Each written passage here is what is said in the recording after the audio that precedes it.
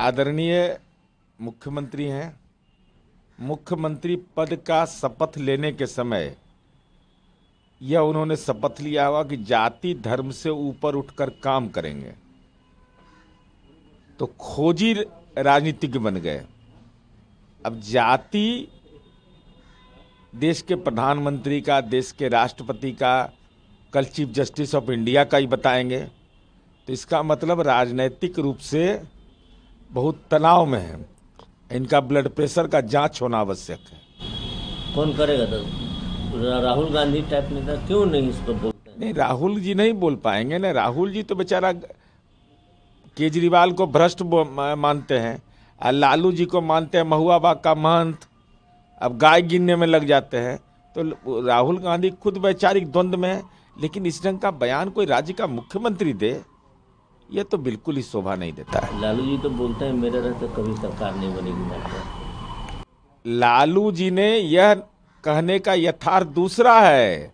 सुभाष यादव ने जो आरोप लगाया है कि फिरौती के लिए अपहरण में लालू जी के एक अन्य मार्ग की भूमिका होती थी, उस मुद्दे को भटकाने के लिए मान्यवर लालू प्रसाद जी 5243 फिरौती के लिए अपहरण हुआ था।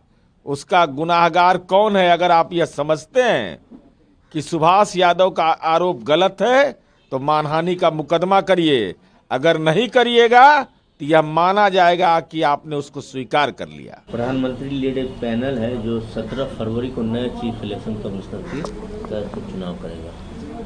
अब इस संबंध में संसदीय व्यवस्था के तहत देश के प्रधानमंत्री, विपक्ष के नेता से लेकर के जुडिशियरी के लोग रहते हैं, तो जो भी सिस्टम है उसके तहत बनना है।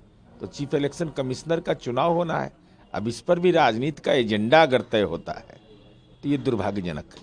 केजरीवाल ने एक्स हैंडल पर अपना आईडी चेंज किया। अब केजरीवाल जी तो आईडी चेंज क्यों किया? वो लिखते ज़्यादा अच्छा रहता कि एक्स कैदी नंबर इतना, तो अच्छा लगता लोगों को। तिहाड़ जेल लिखते कि प्रवासी रहे हैं, तो जरा अच्छा लगता लोगों को कि केजरीवाल का नया स्वरूप ये है। अफजल अंसारी जो समाजवादी पार्टी के सांसद हैं, उनको बुक किया गया। उन्होंने बयान दिया था कि जो स्वर्ग लोग तो फुल हो जाएगा, इतना लोग को नहा रहे हैं। नहीं, अब देखिए, आस्था पर हमला नहीं करना चाहिए। उनके भी तो नेता नहाए हैं। समाजवादी पार्टी के माननीय सांसद हैं अखिलेश यादव जी, आप इसको संज्ञान में लीजिए। अजमेर के दरगाह शरीफ पर भी लोग जाते हैं चादर चढ़ाने के लिए। आप कुंभ के मेला में भी जाते हैं। तो स्वाभाविक रूप से ऐसे विषय पर ऐसी टिप्पणी जो आस्था पर हमला करता हो, कहीं से न्यायोचित नहीं है, और कानून सम्मत तो कार्रवाई होनी ही चाहिए। अच्छा, ओवैसी जी कह रहे हैं कि वक्फ बिल अगर कानून बन जाएगा तो मुस्लिम लोग नीतीश कुमार, चंद्रबाबू नायडू और चिराग पासवान को कभी माफ नहीं करेंगे। ओवैसी साहब के बारे में क्या बोलना है, जिनका दुकान का शटरे लालू जी गिरवा दिए, तो इनका तो भूमिका खत्म है।